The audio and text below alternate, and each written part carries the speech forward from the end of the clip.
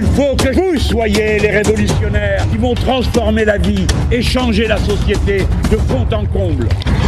Donc, il a déjà le projet d'un lieu muséal et le lieu surtout ne lui convenait pas. Et il fait le choix, avec le scientifique, je pense, du site de Darboussier. Alors, nous sommes ici sur l'ancien musée de Sucre. Voilà, c'est un très beau monument et il est si bien présenté que j'en suis déjà tout ému. Vous êtes sur un lieu de résistance, l'ancien en a parlé, résistance contre le réchauffement climatique. C'est une démarche que vous doit saisir la politique pour transformer cette société comme vous le souhaitez, monsieur? De deux manières. La première, c'est la prise de conscience à propos du dérèglement climatique. C'est la prise de conscience qu'il existe un intérêt général humain qui est plus fort que nos différences, quelle qu'elle soit.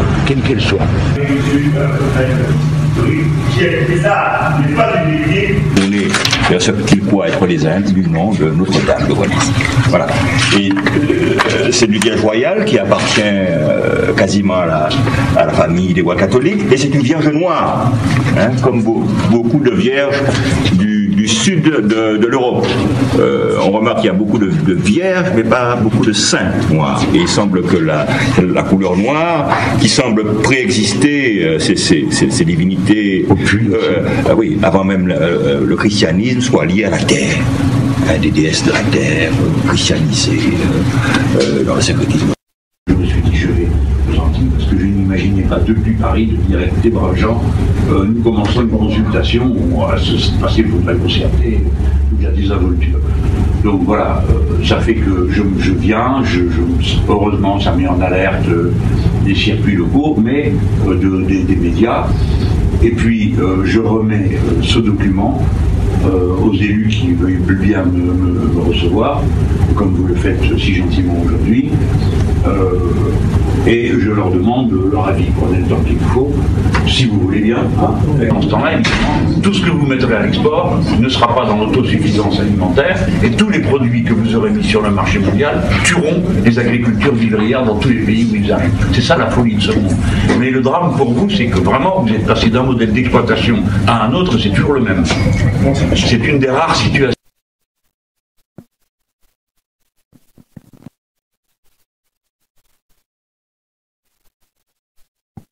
Vous savez, j'aime Zouké, j'aime les chanter Noël, mais Jean-Luc n'est pas venu pour ça en Guadeloupe. Il est venu travailler, et c'est en ce sens qu'il est venu présenter, bien sûr, le programme global. Mais pour la Guadeloupe, ce n'est pas lui qui décide, c'est nous qui décidons. Et vous l'avez vu dans le petit film, qu'il remettait un livret au maire de Pointe-à-Pitre. Bien, c'est ce qu'il nous présente à nous. Et ce sera, bien sûr, notre contribution. Et vous pouvez le faire en allant sur le site JLM 2017.fr. Donc vous connaissez, vous allez et vous pourrez effectivement faire part de vos contributions. Il y a une information importante, vous savez, une campagne électorale ne se fait pas sans argent. Il y en a qui sont financés par les capitalistes, mais pour que une candidature comme celle de Mélenchon puisse réussir, il faut le peuple, l'air du peuple. Et sachez que ce soir, il y aura bien sûr une quête. Je pouvais parler de dons. Dons et chacun pourra effectivement y contribuer. Alors, sachez que moi, je ne suis pas là. Ce n'est pas moi qui suis venu pour vous. Je le crois. Hein? Vous êtes venu pour quelqu'un que vous attendez. D'accord? Et je vais vous demander tout simplement de vous mettre debout. D'accord? Hein? Sachez que ils sont autant à l'extérieur qu'ici. Et je vais vous demander d'applaudir l'arrivée de Jean-Luc Mélenchon.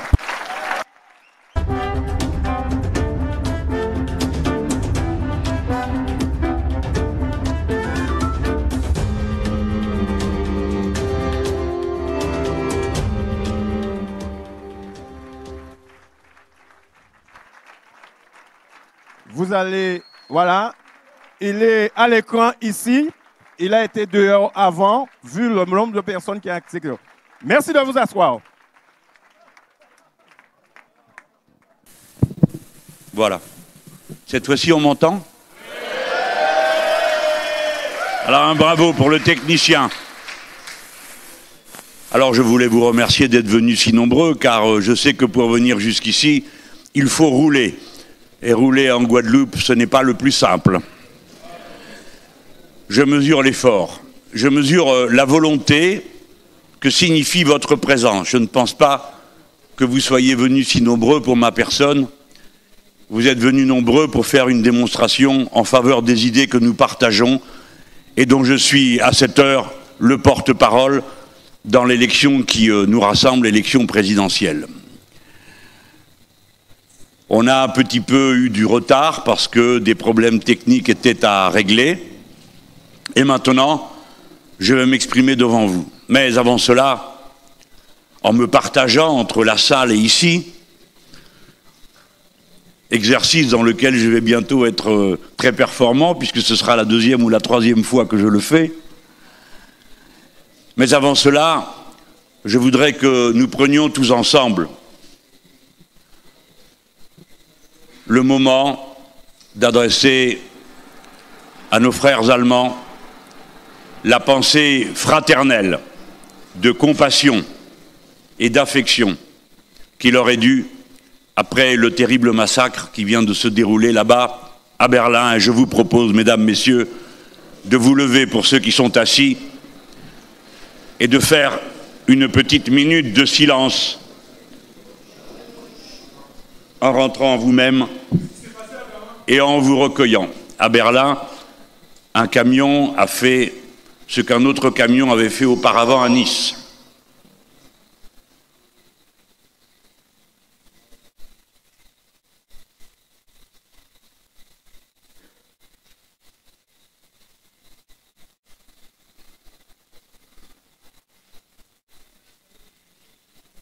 Merci.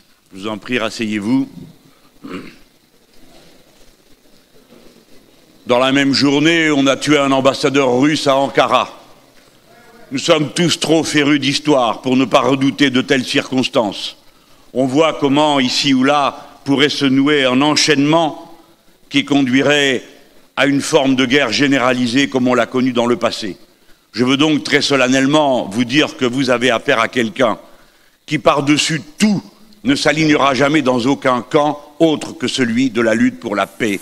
La paix est en danger.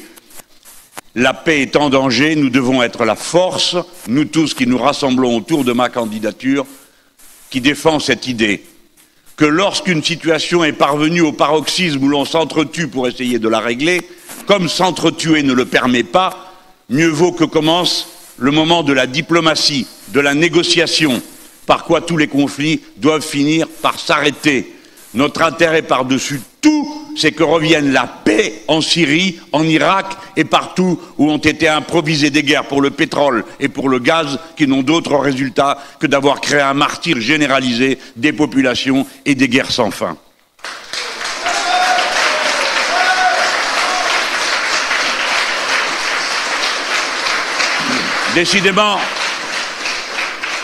Décidément, c'était une journée étrange que celle-ci, non seulement pour les raisons que je viens d'indiquer, mais parce que j'ai appris dans la journée que Madame Lagarde, la présidente du Fonds monétaire international, a été admonestée, gourmandée, mais sans autre conséquence pour sa négligence, qui a fait que 430 millions d'euros ont été donnés à mauvais escient, peut-être.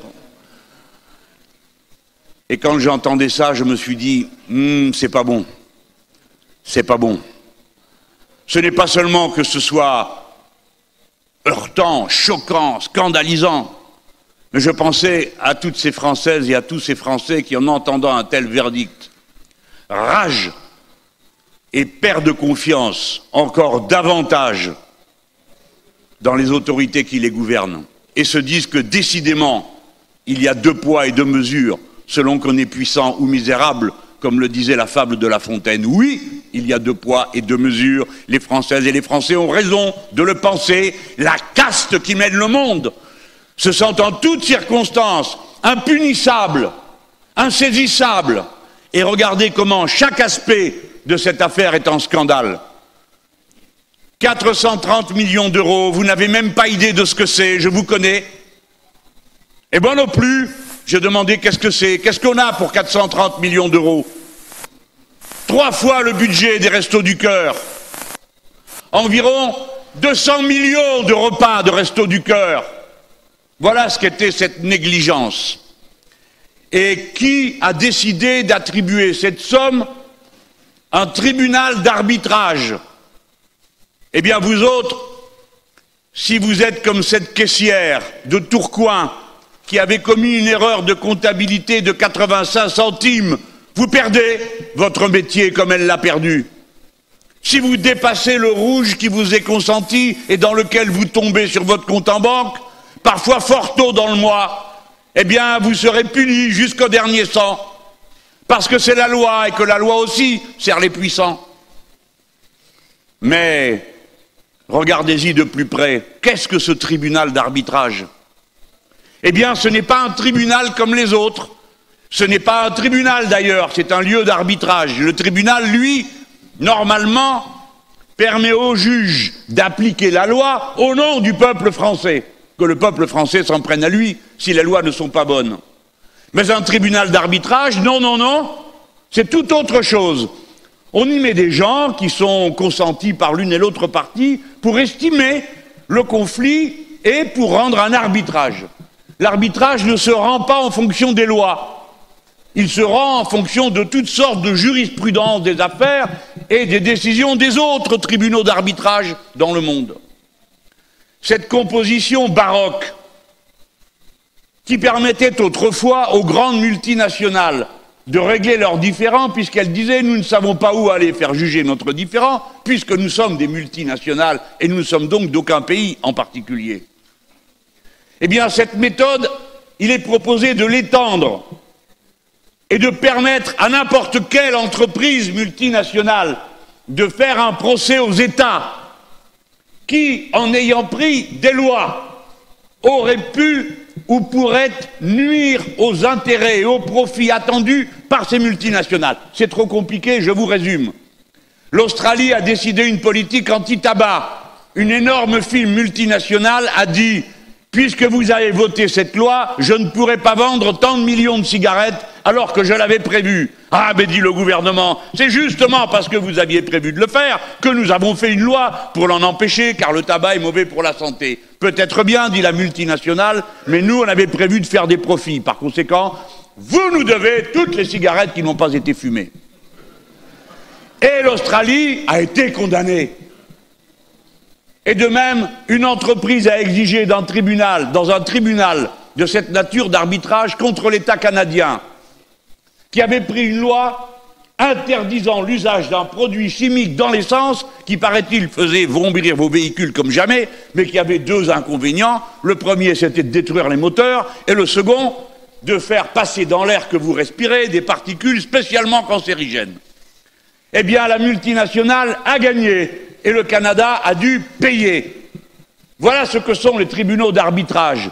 Eh bien, si vous vous laissez faire, si vous ne m'écoutez pas, si vous continuez à bêler la bouche ouverte devant les miracles que l'Europe vous promet et l'Union européenne, la liberté, la flexibilité, la compétitivité, la mondialisation, blablabla, bla bla, en un seul mot, eh bien des tribunaux d'arbitrage, vous en aurez demain contre toutes vos lois, car dans l'accord TAFTA avec les États-Unis d'Amérique, dans l'accord CETA avec le Canada, de tels tribunaux sont prévus, si bien que demain, c'est-à-dire en 2017, après que vous ayez élu votre prochain président de la République, si vous en avez élu un sur le modèle courant, c'est-à-dire qui croit que les multinationales donnent de l'emploi, qu'elles donnent du bonheur de vivre et que donc on doit leur passer tous leurs caprices, alors vous aurez TAFTA, parce que le président de la République française le signera. Mais si vous en élisez un qui est une tête dure, et me voici, alors il ne signera pas, et il n'y aura pas de tribunaux d'arbitrage.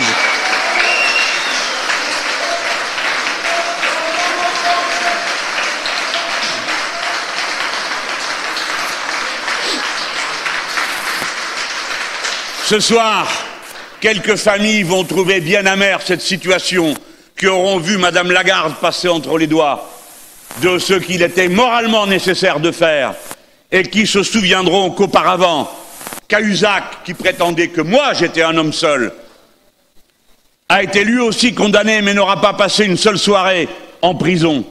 Eh bien, il y a au moins une famille qui doit ce soir être bien amère, bien regrettante. C'est celle d'Adama Traoré, qui a été tuée au cours d'une perquisition, comme vous le savez, et dont les deux frères sont en prison d'une manière inique.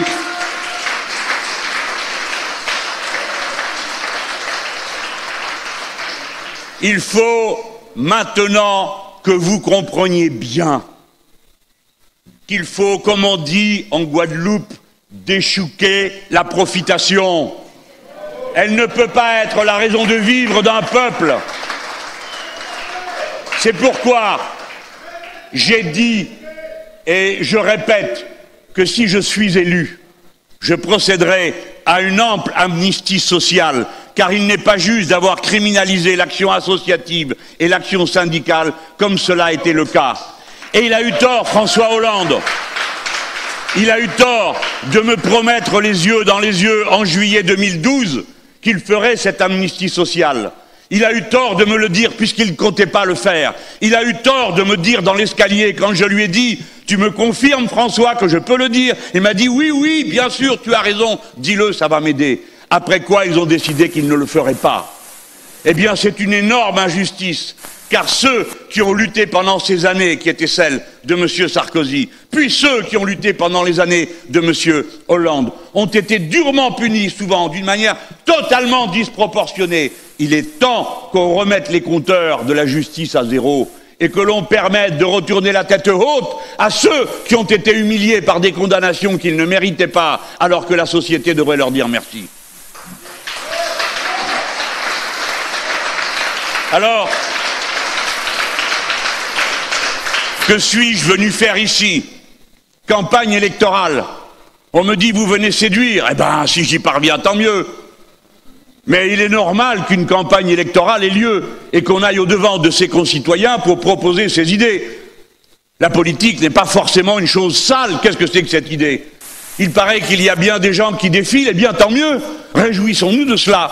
Personnellement, je suis très content que M. Macron soit venu vous voir et qu'il vous ait dit en pleine face que vous n'êtes ni assez flexible, ni assez compétitif. Car du moins, vous savez maintenant à quoi vous en tenir. Et je trouve qu'il est courageux.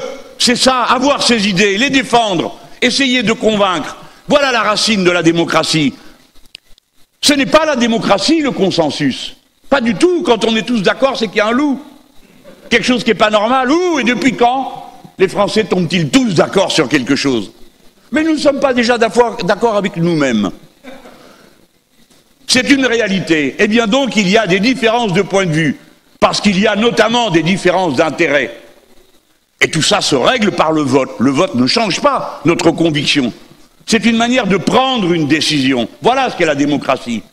Nous constatons qu'il y a des différences d'intérêts, des différences de point de vue, nous discutons, nous votons, le souverain, c'est le peuple, et nous nous inclinons devant la décision majoritaire. Alors il vaut mieux réfléchir avant de s'incliner. Il vaut mieux être certain que l'on vote, non pas par peur, non pas le moins pire, parce que ceux qui pensent que le moindre mal est un bien oublient que le moindre mal reste un mal.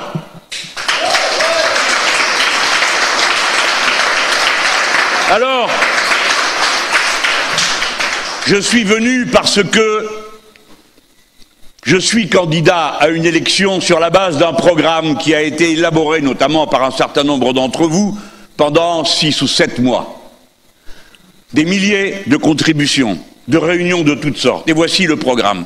Chacun de ces chapitres est décliné en livrets, c'est-à-dire traite d'une manière spécifique d'une question. Je suis très attaché à la rigueur de ce processus et à son caractère collectif. Car voyez-vous, une élection, bien sûr, nous prenons une décision, mais en même temps, nous fabriquons quelque chose. Vous ne serez pas les mêmes après ce meeting, ni moi non plus. Et nous ne sommes pas les mêmes après avoir voté, car nous nous transformons dans l'action démocratique.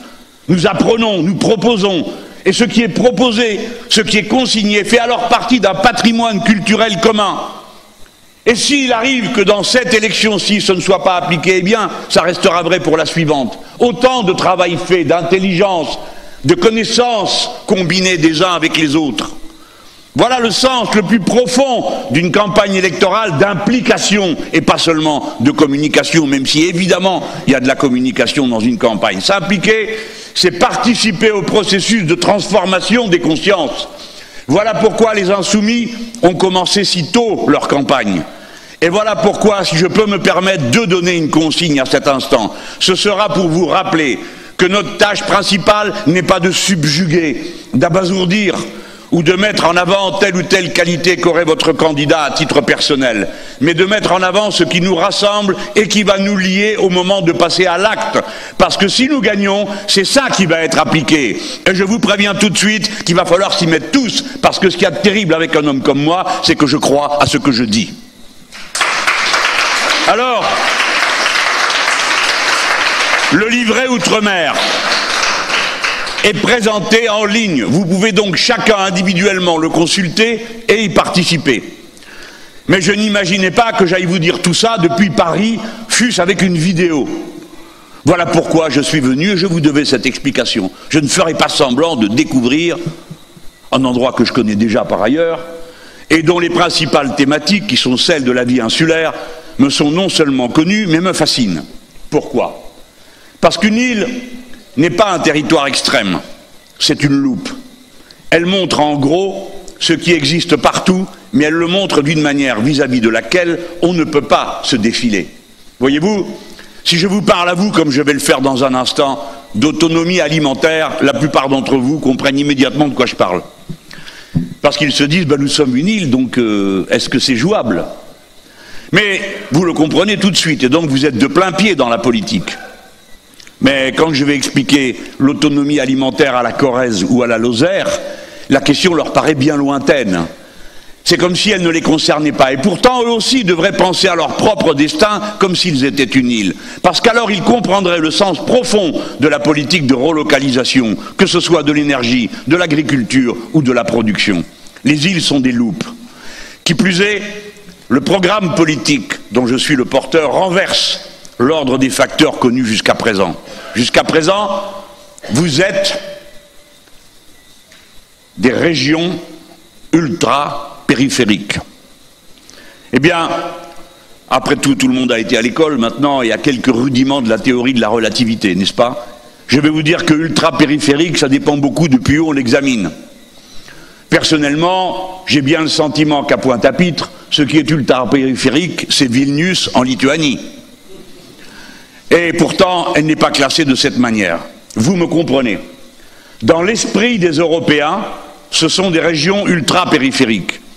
Et les nigauds et les ballots de dirigeants français qui ont complètement intériorisé cette façon de voir le monde, cet européocentrisme, ne réalisent pas que la position de la France est tout à fait singulière et ne ressemble à celle d'aucune autre des nations qui composent l'Union européenne de ce point de vue.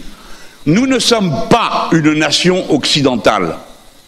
L'Occident est un prétexte géopolitique au service des Nord-Américains.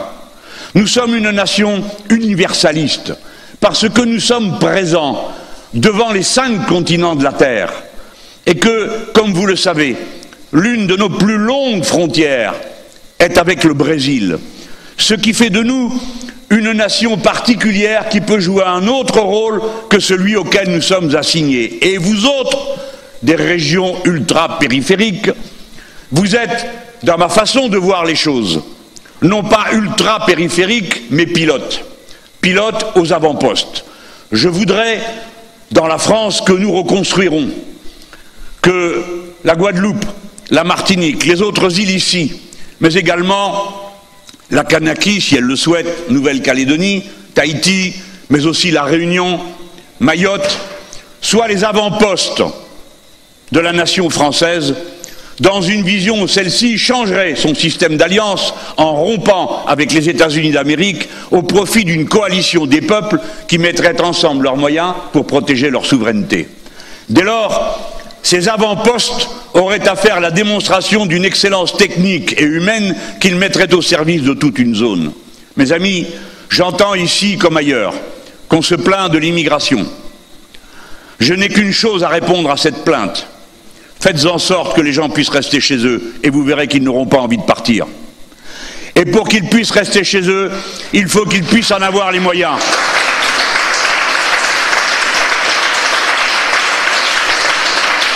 La position traditionnelle de la famille progressiste, c'était vivre et travailler au pays. Cette sentence vaut pour le Zambèze comme pour la Corrèze. Non, l'immigré n'est pas quelqu'un qui, après avoir consulté le code du travail, choisit l'endroit qui lui paraît le plus favorable. C'est un pauvre diable, une pauvre diablesse qui est obligée de quitter le chez-soi, ses souvenirs, ses odeurs, sa famille, ses territoires, pour aller loin où l'on est fort mal reçu. Voilà qui est l'immigré. Faites en sorte qu'il puisse rester chez lui. Mais pour qu'il puisse rester chez lui, il faut aller premièrement empêcher que s'appliquent des règlements de partenariats internationaux iniques qui vident ces pays de toute capacité de se développer. Et pas seulement, il faut apporter de l'aide. Voyez-vous, Haïti ne décollera jamais si nous ne mettons pas à sa disposition les moyens de capter l'énergie dont elle a besoin pour construire quoi que ce soit là-bas, que ce soit pour avoir des réseaux d'eau potable, que ce soit pour avoir de l'électricité dans les familles. Et ceux qui vont amener tout ça là-bas, c'est vous. Je vais en parler tout à l'heure, car je vous dis tout de suite qu'il n'est pas normal qu'à chaque fois qu'il y a un incident de grande taille, un appel à l'aide, les premiers arrivés, ce soit les Cubains, petit peuple si petit, ou les Vénézuéliens, et que nous, les Français, nous arrivons à la fin, et encore quand on a le temps. J'exagère peut-être un peu, mais je voudrais vous dire quelle serait ma fierté si nous étions, nous, capables d'aider, parce que nous avons le savoir, nous avons les techniques, nous avons les personnes qui sont ici diplômées, connaissantes, et celles que nous allons former pour devenir les ingénieurs, les techniciens, les ouvriers hautement qualifiés, femmes et hommes, dont non seulement nous avons besoin pour nos territoires insulaires, mais dont nous avons besoin pour aider les autres. Ce sera notre grandeur, notre splendeur d'être les premiers arrivés pour aider à la rescousse celui-ci, celle-là, parce que vous verrez que suivant le vieil adage, personne ne nous demande de livrer du poisson, mais tout le monde est d'accord pour apprendre à pêcher.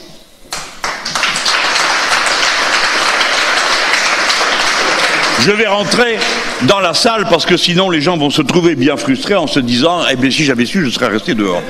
Mais ils ne savent pas que vous êtes debout, ils ont quand même un confort de situation. Je vous dis à tout à l'heure, car je ressortirai pour vous saluer et conclure mon discours. Quoi? Ah, dehors, ils n'entendent rien. Bon. Il faut que je le tienne à la main en plus. Alors pour un Méditerranéen, c'est un peu dur, hein. On parle avec les mains, nous. Pardon, mes amis dehors, vous n'entendiez rien, hein. Où est-ce que j'en étais? Au mécanisme européen de stabilité financière. Voilà pourquoi je crois que la question de l'organisation politique de la France est redevenue une question centrale. Et que nous devons avoir comme tâche dans le prochain mandat de commencer par reconstruire la démocratie française. Et pour le faire, il nous faut convoquer une assemblée constituante. Cette assemblée constituante mettra un terme à la monarchie présidentielle, c'est-à-dire cette extrême concentration des pouvoirs sur un personnage.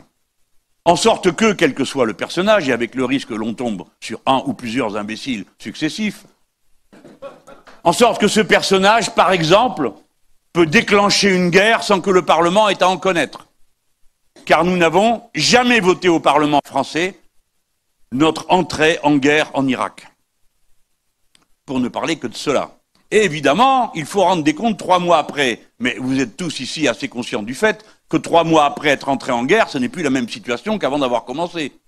Il est clair qu'à ce moment commence autre chose, qu'on s'est déjà mis dans une autre situation, et que la guerre appelle la guerre. C'est une loi aussi vieille que l'histoire.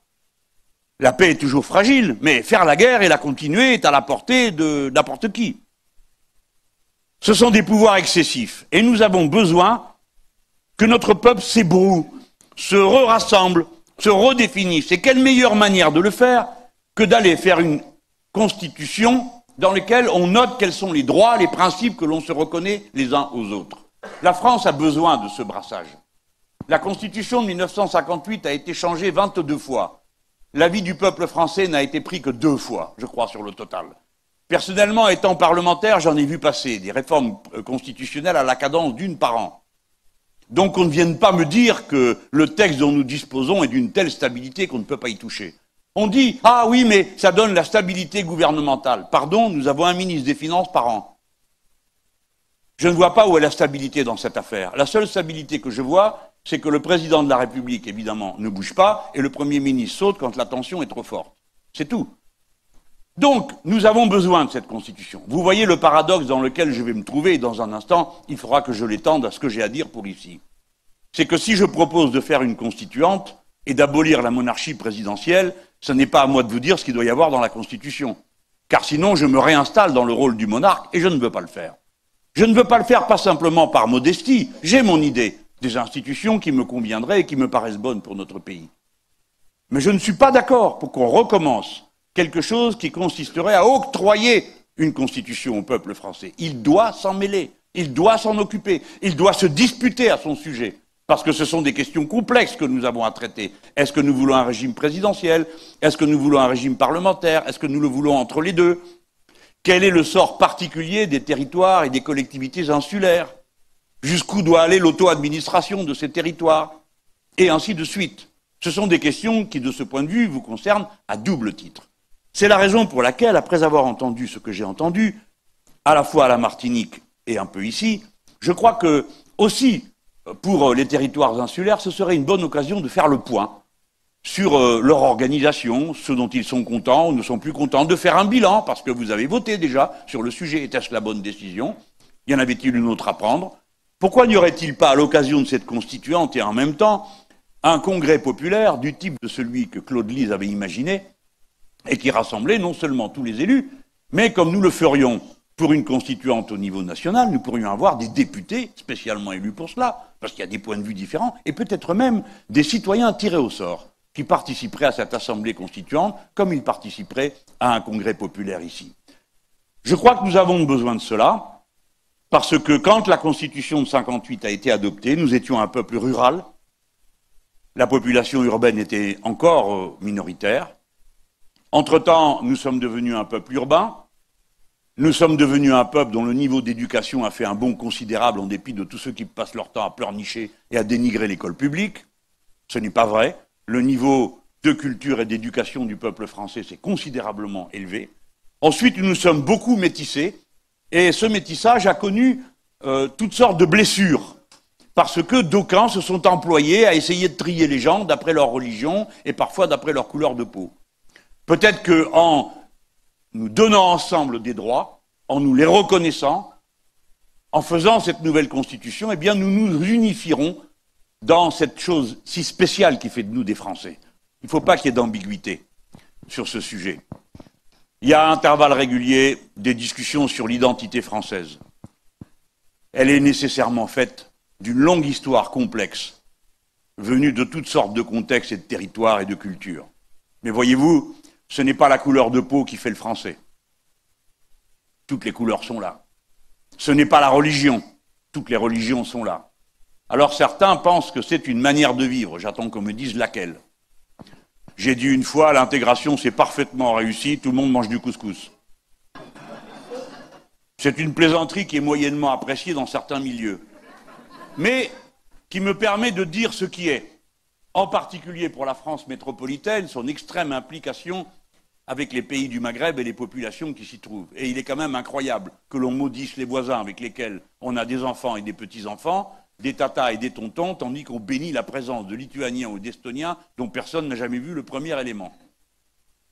C'est étrange que cette manière de détester et d'aimer, qui ne tient aucun compte des réalités affectives, sentimentales, familiales.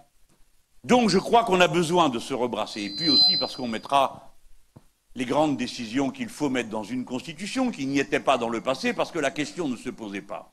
Par exemple, les questions fondamentales de la liberté personnelle et de la domination de soi. Par exemple, pour ma part, j'estime qu'il est temps de mettre dans la Constitution le droit à l'avortement. Ce n'est pas que nous soyons partisans de l'avortement, personne n'est partisan de l'avortement. Nous sommes partisans du droit à l'avortement. C'est une décision libre. Mais il faut arrêter qu'à chaque élection, vous voyez des gens qui trivialement essayent d'utiliser cette situation pour imposer une idée qu'ici peut-être mieux qu'ailleurs on peut comprendre. Le corps d'une personne appartient à cette personne. Elle n'appartient ni à son époux, ni à ses enfants, ni à la société.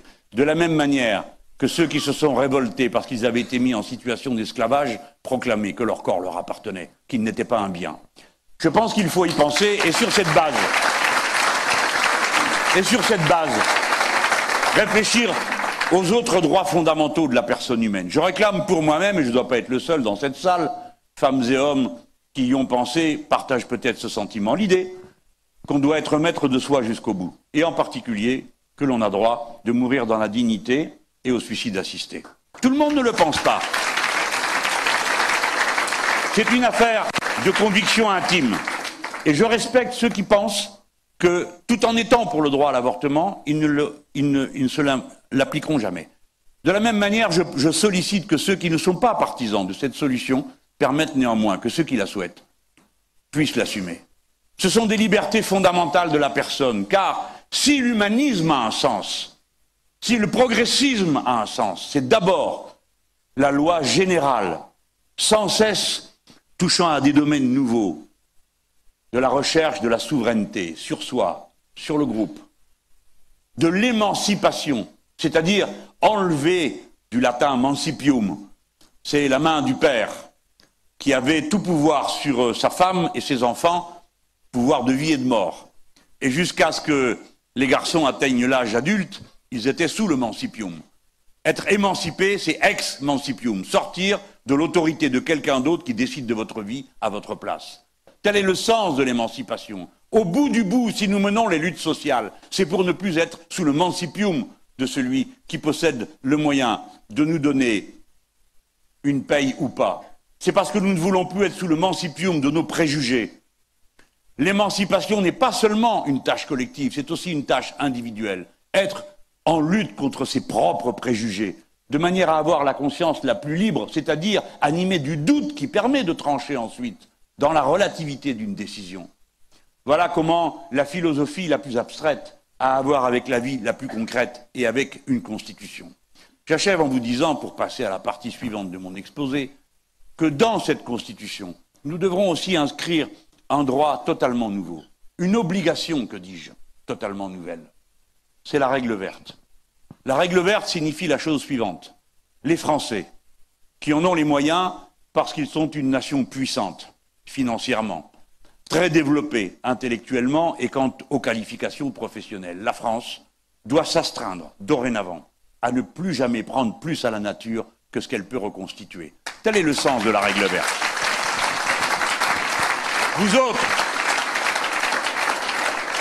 Vous autres, tous, qui venez de la famille de la gauche, je pense qu'il doit y en avoir quelques-uns dans cette salle, il n'y a pas que.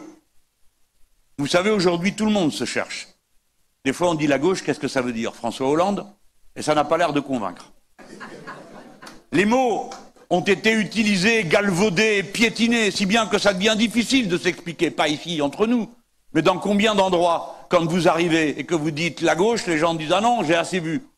C'est pas de vous dont ils parlent. Nous sommes obligés de partir de cette réalité. Le travail de conviction politique, de conscientisation, part de ce que sont les gens, pas de ce qu'on voudrait qu'ils soient. Et s'ils ne comprennent pas, dites-vous que c'est les autres qui se sont arrangés pour qu'ils ne comprennent pas, pour que les mots ne veuillent plus rien dire, pour qu'on ne puisse plus penser, puisqu'on ne peut plus nommer. Et que tout commence par nommer. Si vous lisez mon livre, L'ère du peuple, je commence par une citation de Garcia Marquez, dans 100 ans de solitude. Je suppose que dans cette salle, il y a des gens qui ont lu 100 ans de solitude comme moi. Eh bien, la première scène, c'est le colonel Aureliano Buendia, on va le fusiller. Il paraît que ça donne des idées, ce genre de situation. Et il se souvient du temps où il est arrivé. Bon, et il dit, alors, le monde était si neuf que nous n'avions pas de mots pour désigner les choses. Si bien que pour les désigner, il fallait les montrer du doigt. Eh bien, aujourd'hui, nous ne pouvons pas dire que gauche veuille dire ce que nous entendons, nous, le partage, la solidarité, l'émancipation, le respect des autres. Nous sommes obligés de montrer la chose du doigt. Eh bien, peut-être que c'est un bon exercice pour nous tous. Peut-être que nous devons tous apprendre à ne plus parler avec des codes politiques qui sont totalement discrédités. Et qu'il nous faut parler en partant des contenus. Maintenant s'impose à nous, avec nos intérêts sociaux particuliers, une loi générale. il y a un intérêt général humain. Cet intérêt général humain, c'est que l'écosystème ne soit pas détruit. Or, l'écosystème est en voie de destruction. La planète se fiche de vous, et de moi, et de tout ce que nous faisons. Nous ne défendons pas la nature, car la nature continuera après nous, quelle qu'en soit la forme, avec peut-être beaucoup de gaz carbonique et presque plus d'oxygène, comme cette planète a commencé avec beaucoup de gaz carbonique et très peu d'oxygène. Ce sont les cycles longs, multimillénaires de la nature. Ce n'est pas la question. Nous défendons le fragile écosystème dans lequel notre vie à nous, à l'intérieur de la biodiversité, est possible. Encore faut-il que la biodiversité ne soit pas détruite. La tâche écologique, le paradigme écologique, comme on dit avec un mot un peu savant, doit être maintenant le cœur de toute politique d'émancipation. Les premiers qui le comprennent, ce sont les travailleurs, parce qu'eux sont au premier rang de toutes les pollutions qui les tuent, de tous les mauvais traitements qui sont infligés à la nature, et ils s'en rendent compte. Pas tous. Il y a un grand travail de conscientisation. Je dis ça parce que souvent j'ai entendu des gens opposer les travailleurs syndiqués aux questions écologiques. Ce n'est pas vrai. J'ai vu dans une réunion la CGT Chimie nationale expliquer pourquoi elle était d'accord pour la sortie des énergies carbonées. C'est pas rien de sortir des énergies carbonées. Vous pourriez vous poser la question parce que vous n'en êtes pas sortis. Je vais y venir. Mais c'est pour dire, pourquoi sont-ils d'accord? Ben parce qu'ils ont compris. Ce n'est pas parce qu'on est travailleur de telle branche que du coup, on va défendre n'importe quoi au nom de la branche. Et nous avons besoin des travailleurs de la chimie pour être capables de disposer les nouvelles techniques, les nouveaux process de production, l'usage des nouveaux matériaux. Qui va le faire? Ça ne va pas tomber du ciel. Il va bien falloir que ceux qui faisaient d'une façon fassent d'une autre.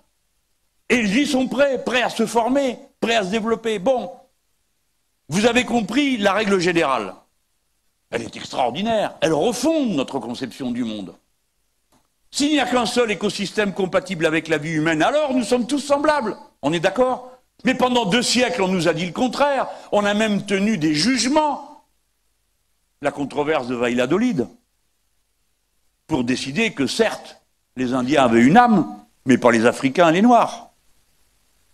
Si bien que, alors je prends cet exemple parce qu'il est présent dans la culture locale, mais combien d'autres, de même nature, qui montraient que ce qu'on disait n'était pas possible, parce qu'il y avait toujours eu des grands et des petits, des gros et des maigres, des intelligents et des crétins, et que ça serait tout le temps comme ça, et que donc l'égalité dont nous nous réclamions, nous, n'était qu'une fumée, une utopie, et que si jamais nous faisions un régime d'égalité, ce serait nécessairement une violence contre la nature, car la nature ne prévoit pas d'égalité, disait-il. Si nous sommes tous semblables par nos besoins, et donc nous sommes fondés à penser que l'intuition fondamentale, qui était celle des progressistes, a été vérifiée, hélas de la pire des manières, par le contexte dans lequel nous sommes. Il existe un intérêt général humain, et c'est à nous de le prendre en charge.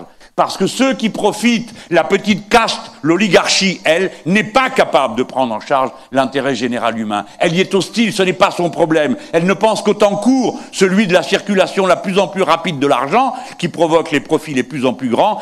Les intérêts particuliers leur semblent être la racine du mouvement de la société et de sa dynamique. Et tous ceux que vous entendez piapiater et vous dire qu'il faut que vous soyez flexible, compétitif, etc., ne trouvent même pas le temps d'une respiration pour vous dire, au moins dans le cadre de ce qui est supportable par la nature, parce que ce n'est pas leur problème. Ils ne l'ont pas compris. Ils sont à côté de la réalité, du danger mortel que nous sommes en train de courir. C'est pourquoi ce que l'on appelait autrefois la lutte de classe contre la profitation et la lutte écologique pour respecter l'écosystème et changer nos méthodes de production sont une seule et même lutte aujourd'hui, parce qu'il s'agit du très grand nombre. C'est de sa vie dont il est question, de sa survie, et pas seulement du fonctionnement d'un système absurde dont je vais encore vous parler. Parce que vous autres, vous êtes mieux placés que d'autres, et vous devez savoir ce qui s'est passé, et dont votre terre a été, à un moment donné crucial dans l'histoire, le point de départ. L'accumulation capitaliste qui permet cette arrogance sans fin d'un petit nombre a commencé dans les siècles où c'était le sucre qui était le pétrole de l'époque. Et au nom du moins cher et de la mondialisation qui n'est pas un fait nouveau, on a recouru à ce qu'il y avait de moins cher, c'est-à-dire l'esclavage. Ce système n'a aucune morale, n'en a jamais eu aucune et n'en aura jamais. Tandis que nous, qui nous occupons des pauvres diables et des pauvres gens, en nous disant « nous sommes tous ensemble », nous sommes la morale dans l'histoire, parce que nous sommes la vertu. Et la vertu, au sens de Robespierre, c'est-à-dire que nous pratiquons pour nous-mêmes ce que nous croyons bon pour tous. Et comme le disait justement le grand Robespierre, à propos des colonies dont on lui disait « Monsieur, si vous abrogez l'esclavage, ça va être une catastrophe économique, tout va être détruit », eh bien il faisait la seule réponse sensée qu'on pouvait faire. Périssent les colonies plutôt qu'un principe. Eh bien nous en sommes là. Ce système doit être changé. Je vais vous donner quelques exemples simples pour vous montrer quel stimulant extraordinaire de l'imagination, de la créativité, de l'action collective et la prise en compte de l'intérêt général humain. Où est passé l'îlot carré? Il n'est plus là. Il paraît que c'est les cyclones qui l'ont emmené. J'ai cru comprendre en parlant avec mes amis hier qu'il y a un certain scepticisme sur la question. Mais enfin, tout le monde voit bien que le trait de côte change. Et pas seulement ici. J'étais là-bas dans les Landes il y a peu, où on me montrait comment il changeait. Alors, c'était les constructions qui avaient changé les courants du littoral. Peut-être que c'est le cas ici. Mais une autre chose est sûre et certaine, c'est qu'à force de piocher du sable pour faire des maisons dont on a besoin, eh bien, on désorganise complètement tous les flux. Et au point que la statistique mondiale dit que, d'ici la fin de ce siècle, 75% des plages de la planète auront disparu. Ne me dites pas que vous n'êtes pas au courant, vous en avez déjà qui ont disparu ici. Je le sais, non? Je ne sais pas pourquoi ça vous fait rire, mais moi, je trouve ça assez alarmant. Alors, qu'est-ce qu'on va faire? On y réfléchit, et je parlais avec mes amis. Je leur dis, mais alors bon, qu'est-ce qu'on fait? Parce qu'on a besoin de gravats, on a besoin de sable pour faire du béton, du ciment. Pour construire les maisons, on a besoin de maisons. Donc, il faut recourir à une autre technique. Laquelle? Il y en a plein. Je parlais d'une parce que 2 de mes amis sont des professionnels de ce métier ici, à la Guadeloupe. Le bois. Ah, mais on me dit, mais il n'y a pas de forêt ici, c'est pas le sujet. Les forêts, il y en a ailleurs. Il y en a tout autour. Et d'ailleurs, pour la pratique du bois que vous avez sur cette île, vous en faites venir du bois. D'Europe. Il n'y a rien de plus proche. Vous ne voyez pas un autre endroit où aller mettre du bois qui soit plus proche qu'en Europe. C'est absurde. Donc, nous devons organiser une filière. Sommes-nous incapables de le faire? Parce que tout l'environnement nous serait hostile. Ça m'étonnerait. Il y a bien des pays qui ont leurs plantations. Mais nous-mêmes, nous avons la Guyane, qui n'est pas si loin. Donc, on a la possibilité d'avoir un travail où on produit, on transporte, il vaut mieux faire les choses sur place. Mais quand on ne peut pas, on ne peut pas. Et on construit en bois. Ne me dites pas que c'est impossible. Il y a déjà plusieurs lycées qui ont été faits comme ça, il y a plusieurs logements sociaux qui ont été faits comme ça, ici, pas en métropole aussi, mais ici. Donc on sait le faire. Donc on a les gens, on n'en a pas assez, très bien, on en formera d'autres. Il nous faut donc installer une filière bois. Parce que vous ne pourrez pas continuer à construire si vous continuez à prendre du sable. Ce n'est pas possible. De la même manière, j'espère que cet exemple montre comment, devant un défi, ce n'est pas le retour à la bougie, comme le disent des nigauds. C'est le contraire, c'est un saut technique.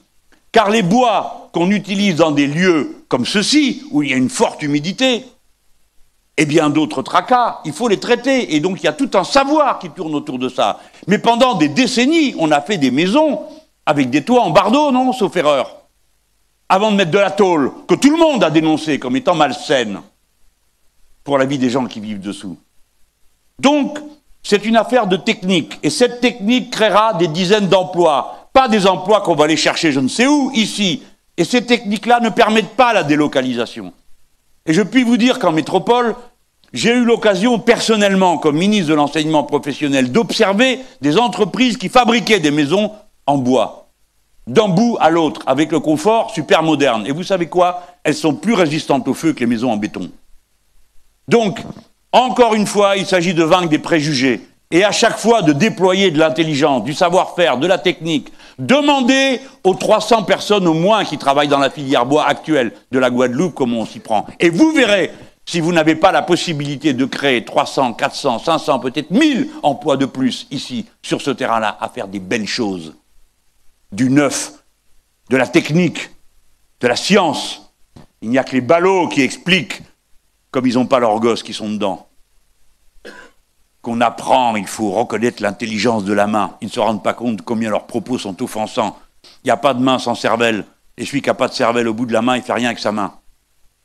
Il n'y a donc que des gens éduqués et cultivés qui peuvent faire les choses dont on a besoin. Et la technique de la production est toujours pleine de science. Il ne faut pas la regarder de haut. Il faut plutôt regarder de haut ceux qui ne l'ont pas compris et qui ne savent pas que c'est comme ça que ça se passe. Donc, nous aurons besoin de créer ces établissements d'enseignement. J'ai donné un exemple d'un circuit. Et à partir de lui, vous pouvez comprendre le reste. Le reste, le voici. Il y a 2 défis.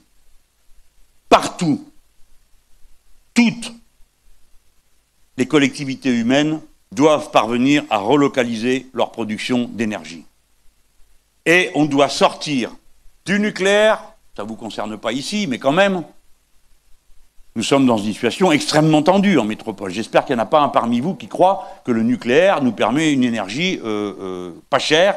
Alors ça, parce que vous allez bientôt douiller, vous allez voir. C'est pas cher tant que ça marche, hein, mais après, quand il faut démonter, c'est fini. Hein. Ça coûte un maximum et ça n'a jamais été compté. Si vous voulez recaréner, comme ils sont en train de le faire, les centrales nucléaires, il y en a encore pour 100 milliards. J'aime mieux vous dire que je les utiliserai volontiers à autre chose. Et puis, nous ne sommes pas indépendants, ce n'est pas vrai. L'uranium, il faut aller le chercher dans certains pays qui ne sont pas toujours d'accord pour nous le donner au prix auquel on compte le prendre. Et vous savez comment on arrive à les convaincre. Ça, ce n'est pas des méthodes. Mais je mets le nucléaire de côté. Nous devons sortir aussi des énergies carbonées. L'essentiel de votre production électrique dépend du pétrole, des centrales thermiques. Ça ne peut pas durer, il faut arrêter ça. Et donc vous devez aller avoir chercher de l'énergie ailleurs. Vous avez commencé, ne me dites pas que ce n'est pas possible, puisque vous avez la centrale de Bouillante. Je m'en vais la visiter demain. Je veux voir ça, c'est un objet magnifique. C'est un objet très rare au monde. Je dénonce ceux qui ont pris la décision de privatiser la centrale de Bouillante.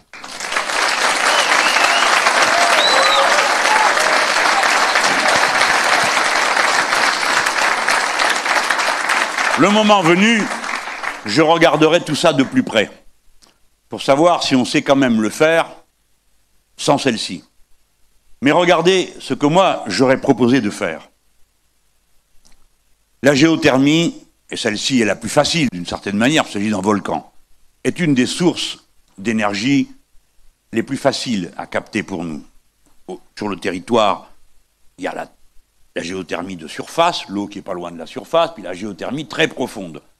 Nous avons une centrale expérimentale à Soultz-la-Forêt, dans l'est du pays, que je suis allé voir. C'est pas spectaculaire du tout, c'est 2 trous, là, on fait descendre de l'eau et l'autre, on la fait remonter.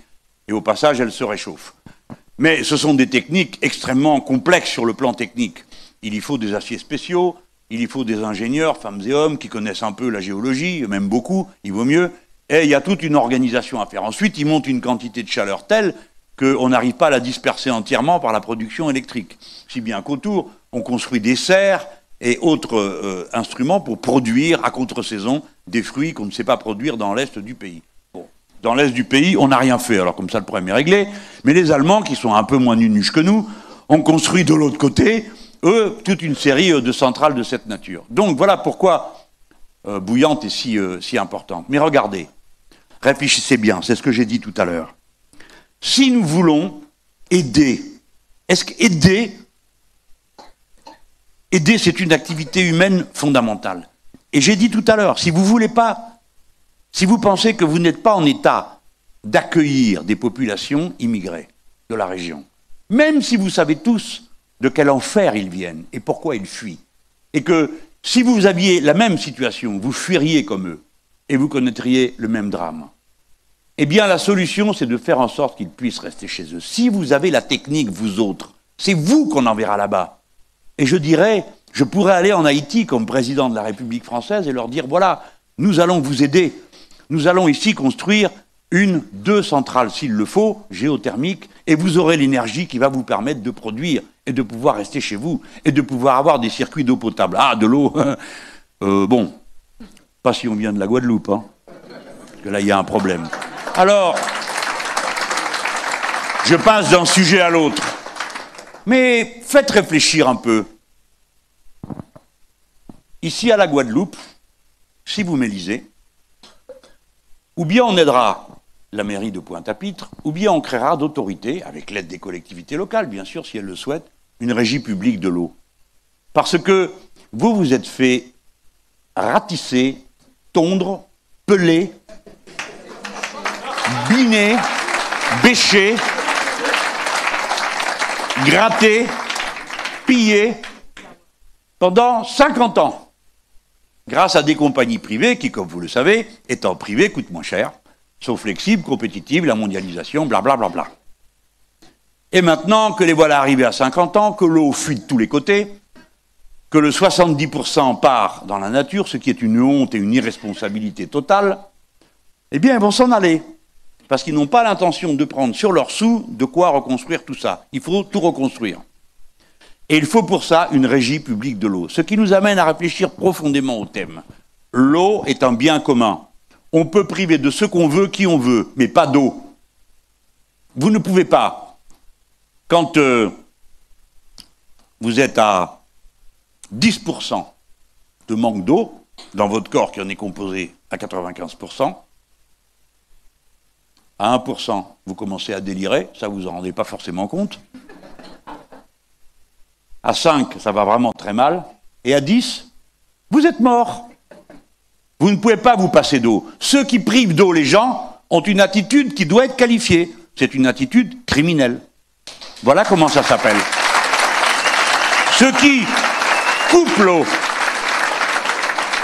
Voilà pourquoi, dans mon esprit, il faut refaire tout ça. Bon, ici, c'est particulièrement dramatique parce qu'il faut tout refaire. Mais ce n'est pas le cas partout, même s'il y a beaucoup de pertes. Il nous faut des régies publiques pour le faire et il faut d'autres règles. Si nous avons tous bien compris, après qu'on m'ait entendu, qu'on ne peut pas se passer d'eau, alors vous devez arriver à la conclusion normale. C'est que les premiers mètres cubes correspondant à une activité élémentaire, boire et se laver, doivent être gratuits. Parce que c'est un bien commun. Et qu'on n'a pas le droit d'en priver les gens.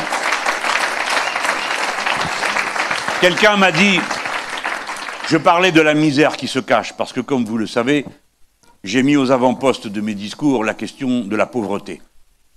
Notre pays a 9 millions de pauvres. Et c'est absolument incroyable quand on considère la richesse qu'il accumule. Il n'a jamais été aussi riche ni aussi puissant de toute son histoire. Ce n'est pas normal. Bref, je parle de la pauvreté. Mais vous savez, comme moi, peut-être même dans cette salle, y a-t-il des gens qui se sentiront directement interpellés. Chez nous, on n'aime pas dire qu'on est pauvre. On n'aime pas dire qu'on est dans la gêne. Et par conséquent, on s'efforce de donner à voir autre chose. On ne se plaint pas. C'est pourquoi il est insupportable ce racisme contre les pauvres, cette manière de les montrer du doigt, de laisser croire qu'ils sont responsables de leur pauvreté. Ce n'est pas vrai. Ceux qui sont responsables de la pauvreté sont ceux qui ont tout pris pour eux et rien laissé pour les autres. Et qui en plus viennent faire la leçon. Partager est la règle de vie commune. Alors je vous ai parlé de cette autonomie énergétique. Ce n'est pas moi qui ai trouvé cette idée. Nous la devons à un de nos grands compatriotes, qui l'a inventée dans des circonstances où tout le monde pensait que ce qu'il était en train de dire n'était pas raisonnable. C'est Paul Vergès, l'ancien président de la région La Réunion, qui avait mis au point un magnifique plan d'autonomie énergétique pour l'île. Paul était un visionnaire. Il avait compris avant bien du monde quel était le défi nouveau pour l'humanité. Paul était communiste, comme vous le savez, et dans sa vision du monde, il y avait cet intérêt général humain. C'est lui qui m'a expliqué et transmis l'idée que, par la preuve étant faite par la Réunion, une île en plein milieu de l'océan Indien, la Réunion, c'est un volcan, c'est rien d'autre, hein. Il n'y a même pas de plage, c'est dire. Eh bien, un plan d'autonomie énergétique pouvait permettre à l'île de trouver en elle-même les ressorts pour avoir cette énergie abondante dont il y avait besoin, à la condition, bien sûr, de préparer, de former les gens et d'expérimenter les nouvelles machines qui le permettent. Vous avez dans la mer en face de vous le 75 fois l'énergie dont la Terre a besoin. 75 fois. C'est complètement absurde d'aller chercher du pétrole à l'autre bout du monde, de l'amener en bateau ici, pour le foutre dans une centrale, pour faire chauffer de l'eau, pour faire tourner des turbines, alors qu'on a en face de soi une puissance gigantesque qui est celle de la mer, mais qu'il faut savoir utiliser et capter par tous les moyens, la différence d'eau chaude et d'eau froide, entre le haut et le bas des océans, le mouvement de la mer, où on peut disposer des machines qui utilisent et transforment cette énergie mécanique en électricité. Combien d'autres choses, les éoliennes que l'on peut mettre au large, soit qu'elle soit ancrée, soit qu'elle flotte. Bon, là aussi, c'est comme pour la centrale de Bouillante. Nous avions deux grandes entreprises qui savaient faire ces éoliennes. Alstom et l'autre dont j'ai oublié le nom. On a vendu Alstom aux Nord-Américains, ce qui est une absurdité totale, puisque le seul champ d'éoliennes que les Nord-Américains aient jamais eu chez eux, c'est nous, les Français, qui l'avons construit avec Alstom. Eh bien, on leur a vendu. De la même manière qu'on a vendu tout le reste aux Allemands et aux Espagnols. Fort heureusement, il reste encore un large tissu industriel qui nous permettrait de reconstituer, si on en avait besoin, très rapidement, une entreprise de cette nature. Pour l'instant, c'est pas là que je mettrai les sous. Le moment venu, parce que figurez-vous que sur les côtes françaises, pour amener les éoliennes, les pales, on ne les amène pas de Hong Kong. Ça fait 70 mètres, ce truc-là. Donc, il vaut mieux les avoir au bord du port. Si je vous dis tous ces détails techniques, c'est que pour que vous compreniez, j'espère que j'arrive à transmettre cette idée que le progrès écologique est un progrès économique, c'est du travail, c'est de la science, c'est du défi intellectuel. Ce n'est pas une régression, tout le contraire. C'est si vous continuez comme ça que ce sera la régression. Je suis obligé de venir, avant de passer à autre chose et à un résumé de la situation, à la question de l'autonomie alimentaire. Mes amis, c'est tout de même bien étrange. J'étais là avec mon ami Philippe Juravert, qui est un natif du coin, et qui est à Paris à mes côtés, sur les questions des luttes sociales. Lève-toi, Philippe, qui te voit, sinon ils vont se demander qui c'est. Voilà. Philippe est un leader syndical en métropole, et donc il est arrivé ici une semaine avant pour préparer un peu les choses et tout, et on parlait tous les deux.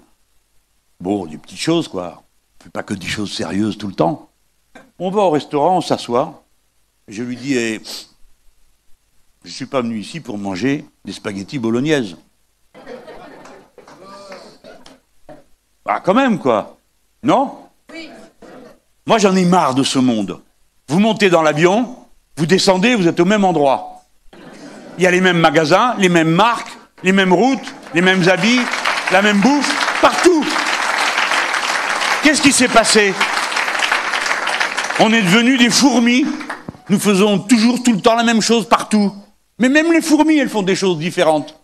Mais plus les êtres humains, comme c'est incroyable. Alors je vais au restaurant pour manger quoi? Des spaghettis bolognaises, puis quoi encore? Des rouleaux de printemps, pendant qu'on y est? Où sont les légumes pays? Il n'y en a pas. Il n'y en a pas, tout simplement. On ne m'en propose pas. Ça ne peut pas durer non plus. Et si vous vous donnez l'objectif de devenir autonome alimentairement, vous devez vous poser la question de savoir qui c'est qui va le faire. Parce que si c'est pour avoir la vie de paysan qu'ont les paysans aujourd'hui, personne ne veut le faire. Donc vous serez obligé de changer la manière de produire et de payer les gens. Et vous devrez les payer pour qu'ils travaillent, parce que ça prend plus de temps de faire du bio que le reste. Et pour que vous puissiez les payer correctement, il faut que vous-même vous soyez mieux payés. Autrement dit, augmenter le SMIC, c'est écolo. Vous avez compris ? Le raisonnement, c'est un travail, mais c'est un travail intelligent. Car maintenant, il est venu le moment de faire le bilan de la malbouffe. En métropole, il y a une épidémie d'obésité. Ce n'est pas normal. Mais je m'en doute, figurez-vous. Là, je parle de choses qui sont un peu difficiles, hein. Et il faut les manier, nous tous, dans cette salle, avec précaution, en pensant à ceux qui sont malades. Et il faut se garder de toute parole ou de tout comportement qui pourrait être blessant. Mais c'est grave ce qui se passe. Et la cause, c'est la malbouffe. Pendant combien de décennies, celui qui était le plus efflanqué, le plus maigre, c'était le pauvre. Et le riche était Rubicon. Ma grand-mère croyait me faire plaisir en disant à mon épouse « Oh, il est beau ton mari, il est bien gros, bien propre et bien coiffé. » Je ne suis plus rien de tout ça, n'est-ce pas, ni même gros. Hein. Bon, on va dire comme ça aujourd'hui. Mais c'était ça, vous voyez, on pensait comme ça. Et aujourd'hui, en réalité, ce sont les pauvres qui souffrent de l'obésité parce que c'est eux qui mangent le plus mal. Et que ce qui leur est donné à manger, les pauvres gens ne peuvent faire autrement que de prendre pour eux-mêmes et pour leurs enfants ce qui leur est proposé. Eh bien, c'est cette nourriture qui les rend malades, qui crée le diabète et combien d'autres maladies. Tandis que les plantes et les légumes, et ce que nous produisions ici, que seulement ici on sait comment le faire, parce que c'est ici que ça s'est été implanté après des générations qui ont eu à en connaître et qui travaillaient avec un soin extrême. car les personnes mises en esclavage recevaient pour toute compensation pour se nourrir que ce petit lopin de terre sur lequel il fallait planter. Et donc on ne pouvait pas se tromper. Il fallait à tout prix mettre le bon produit au bon endroit pour le cultiver, le recueillir, puis en mettre immédiatement un autre derrière. J'ai examiné ces choses avec les Indiens de l'Amérique latine, qui avaient des dizaines de variétés de pommes de terre, et je me demandais pourquoi ils en avaient autant, et on m'a expliqué, parce que comme ça, il n'y a pas le risque de la famine. Si une récolte est mauvaise, la suivante prend le relais, et ainsi de suite. Et ce sont de bons produits. Et nous avons les agriculteurs capables de les produire. Vous les avez ici en Guadeloupe, comme je les ai vus là-bas en Martinique. J'ai passé une demi-journée avec eux et on s'est dit quoi? Qu'est-ce que vient faire Mélenchon? Ce personnage urbain vient parler de légumes et de production. L'agriculture vivrière doit être restaurée. Et si vous la restaurez, alors vous êtes obligé de vous poser d'autres questions. Où comptez-vous installer l'agriculture vivrière? Je vous prie, si les terres sont déjà accaparées, pour y faire des productions industrielles. Vous voyez bien qu'il faudra aussi en passer par une nouvelle répartition des terres, si l'on veut avoir de l'agriculture vivrière, et qu'il va falloir cesser certains types de productions agricoles qui non seulement ne servent à rien à personne ici, mais empoisonnent ceux qui travaillent dessus, et ne servent qu'à une seule et unique chose, accaparer des terres dans un modèle économique dont il est temps maintenant que je parle en vous disant, pour ma conclusion, comment je vois les choses. Conclusion, c'est long, hein, allez pas vous rassurer, hein. Après tout, il n'y a que les 3 premières heures qui sont pénibles. Après, on a l'habitude. Alors, avec votre permission, je vais peut-être retourner dehors, s'il reste encore quelqu'un qui a eu la patience d'attendre.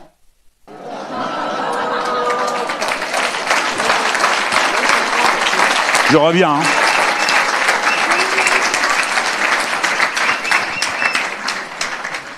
Ah, mais quel métier ils me font faire. Je viens sur la dernière partie de ce que j'ai à dire. Ce matin, j'étais au Memorial Act. Et bon, vous me connaissez un peu, je suis toujours passionné d'histoire. Et ce matin, j'ai été rudement secoué par ce que j'ai vu. Jacques Martial et Thierry Létang, que vous connaissez sans doute, m'ont accueilli d'une manière magnifique et transmis la passion que ce lieu leur inspire. On a eu une belle discussion en cours de route, parce qu'à mesure que j'avais visité les pays de l'Amérique latine, je m'étais intéressé à la trace, pas seulement des révolutions qui s'y sont déroulées, et dont j'ai beaucoup appris pour produire le livre L'ère du peuple, mais je me suis intéressé à la trace de la grande révolution de 1789 là-bas. Et ça a été un émerveillement pour moi de voir à intervalles réguliers, partout, finalement, la présence du souffle inépuisé de la dynamique de la grande révolution, qui n'était pas que parfaite, hein, nous en sommes tous d'accord, mais dont les principes ont animé tout le continent. Et chaque fois, il y avait en quelque sorte comme une pièce manquante à l'explication. Comment je pourrais résumer ça sans vous saouler, après tout ce que vous avez déjà entendu? Mais cette pièce manquante, ça y est, je l'ai trouvée. Elle est ici.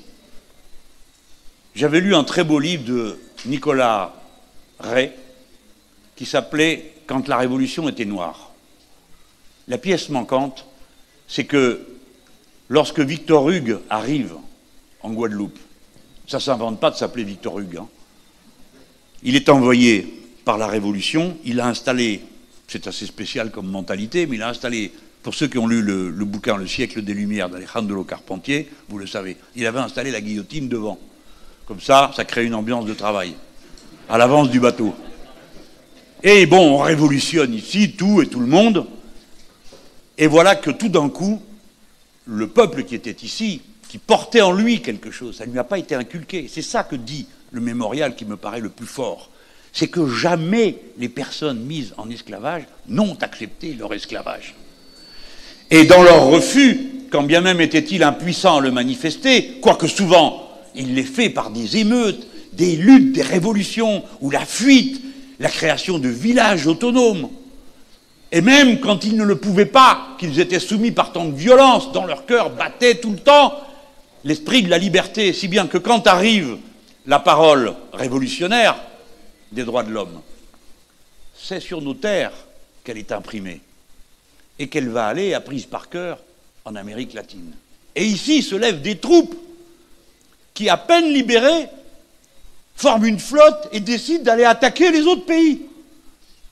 Et dans le bouquin de Nicolas Rey raconte que les Français, vous autres là, vos ancêtres, sont partis d'un pays à l'autre, et notamment au Venezuela, attaquer le Venezuela, pour y imposer ce qu'ils appelaient la loi des Français. La loi des Français, c'était 2 points. 1, abolition de l'esclavage, 2, la République. La pièce manquante, c'était ces hommes et ces femmes qui, par leur lutte, vont féconder tout le continent et apporter la preuve d'une chose incroyable, des populations méprisées, réduites à l'esclavage, étaient capables de créer un monde neuf. Et c'était ça le plus fort de tout le message révolutionnaire. C'était ça le plus fort. On avait rompu un préjugé, on avait rompu un mépris. Si bien que une peur immense saisit l'Ancien Régime et les Bourbons et les Espagnols, qui décident que ce qu'il y a de pire, c'est los negros franceses, c'est-à-dire les Noirs français.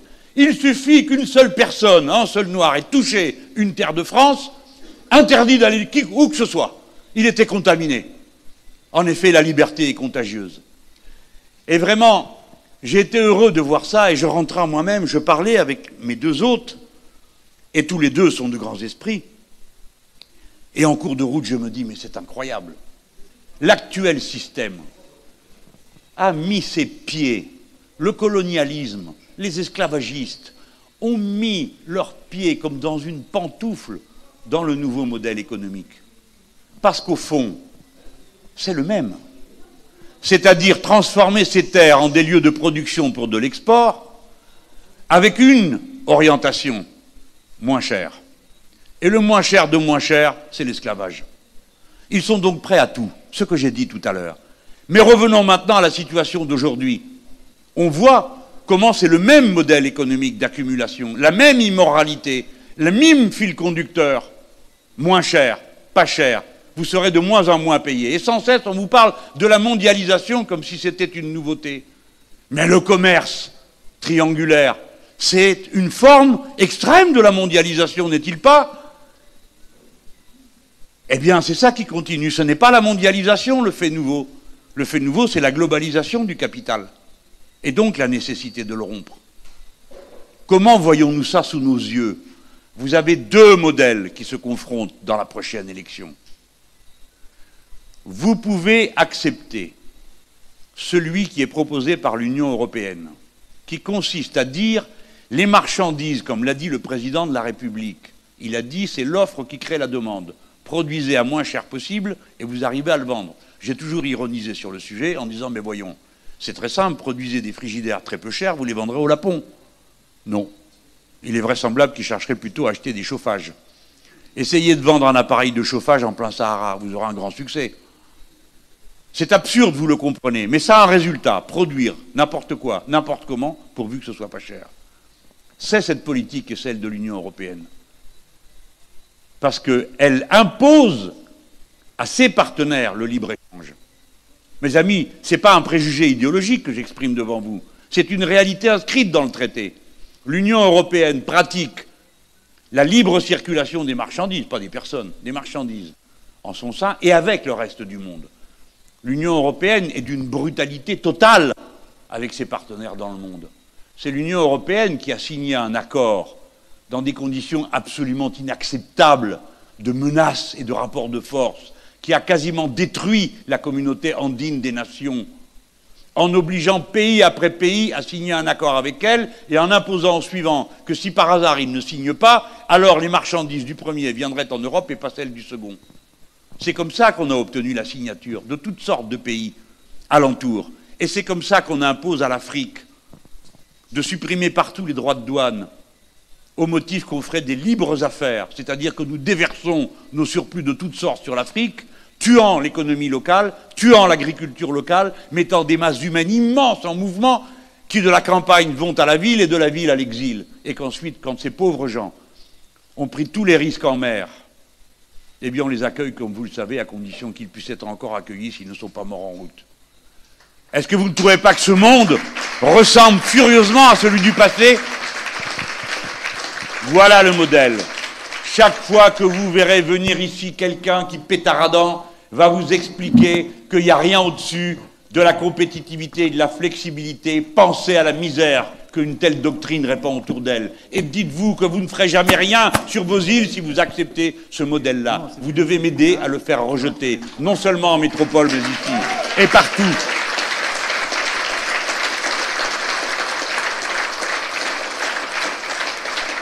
Notre méthode, c'est l'inverse. Nous allons nous donner des objectifs. Je voudrais que vous fassiez 3 choses. Premièrement, je l'ai dit tout à l'heure, un plan d'autonomie alimentaire. Un plan, la planification. Vous savez, la planification, ça a permis des merveilles. Hein. À chaque fois, on me dit « Oh, le Gosplan ». Premièrement, le Gosplan, ça ne marchait pas si mal que ça, à l'époque où on faisait que des fiches perforées.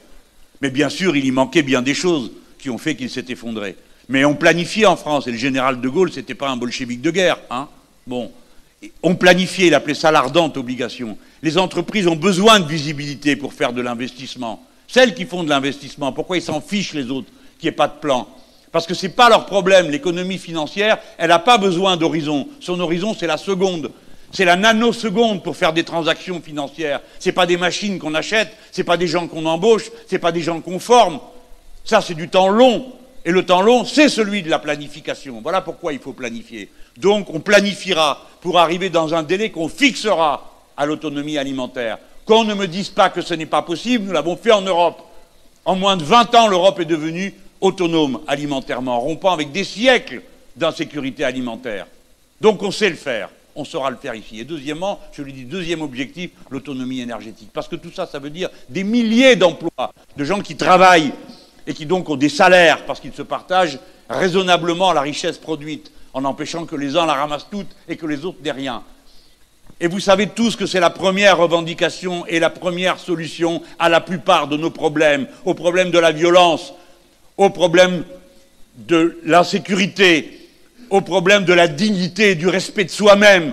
C'est de pouvoir vivre de son travail décemment en mettant son intelligence au service des autres, de la belle marchandise, du beau produit fait dans les bonnes conditions écologiquement soutenables. Les êtres humains sont fiers de faire des belles choses. Quand je m'en vais sur un marché ou ailleurs, les gens ont quasiment des larmes aux yeux en me présentant les objets qu'ils ont réussi, parce que j'incarne à leurs yeux une sorte d'autorité à qui on vient présenter le bien faire. Le travail, c'est d'abord du travail humain, c'est d'abord de la production humaine. C'est ça qui compte. C'est ça que veulent les gens. Et le troisième défi que vous aurez à relever, c'est celui de la présence de la France dans la région. Je vous en ai parlé tout à l'heure, je ne reviens pas dessus. Nous devons nous entremettre dans les alliances régionales, non pas pour accepter les absurdes règles libérales qui peuvent également y sévir, mais pour porter notre propre parole, notre propre puissance, notre propre capacité à influencer les événements. Parce que si je suis le président de la République, je romprai les alliances militaires de la France. Nous ne participerons plus à l'OTAN. La totalité du matériel qui nous empêche d'être indépendants sera proscrit de notre quartier général et de toutes nos installations.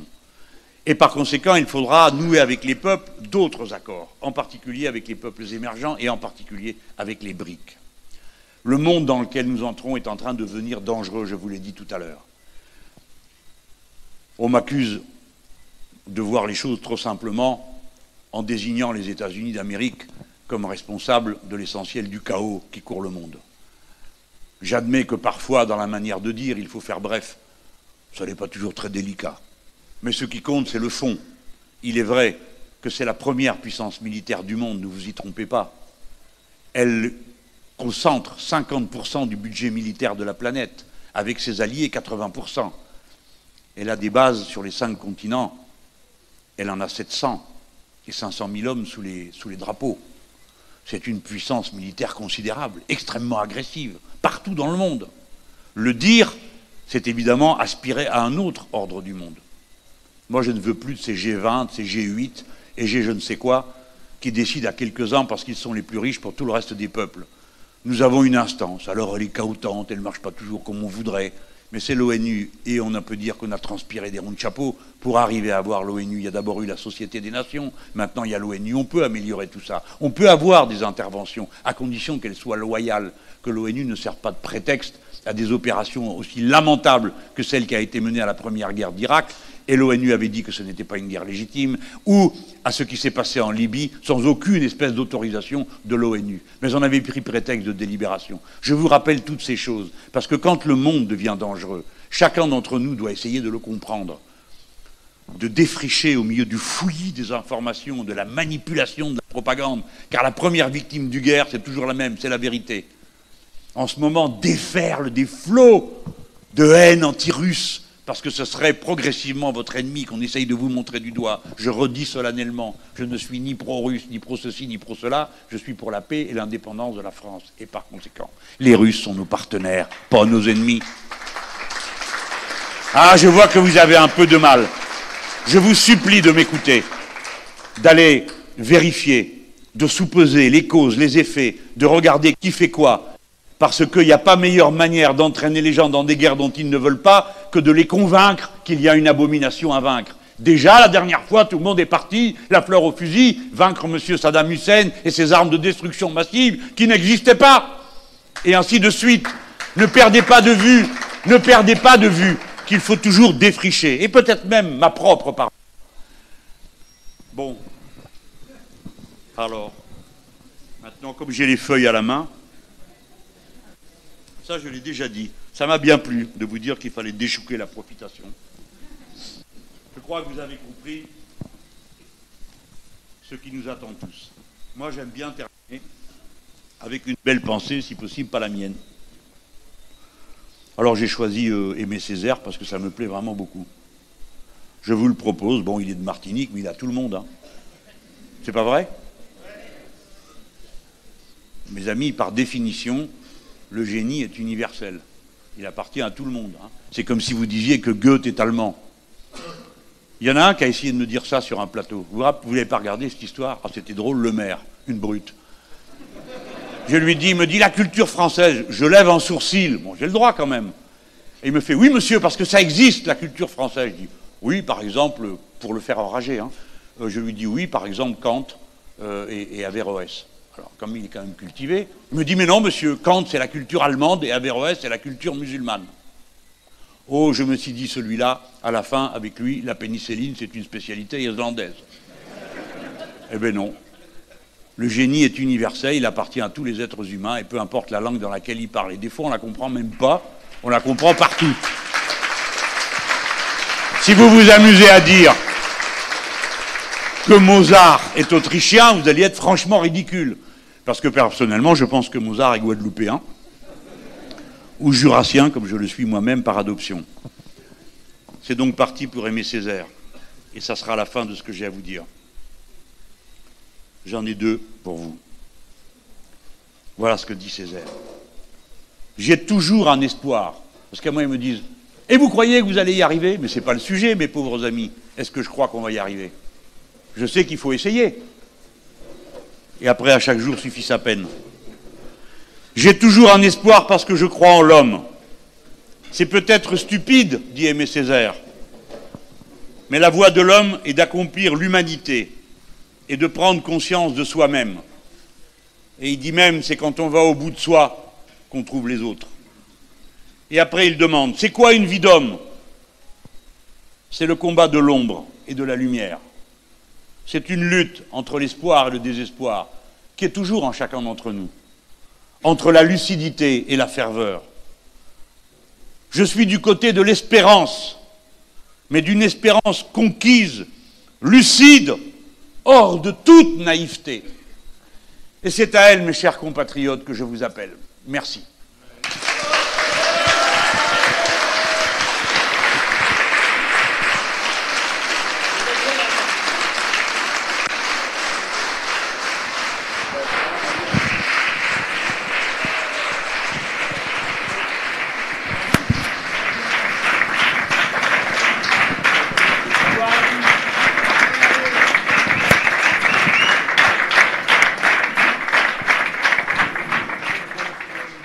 Quel enfer.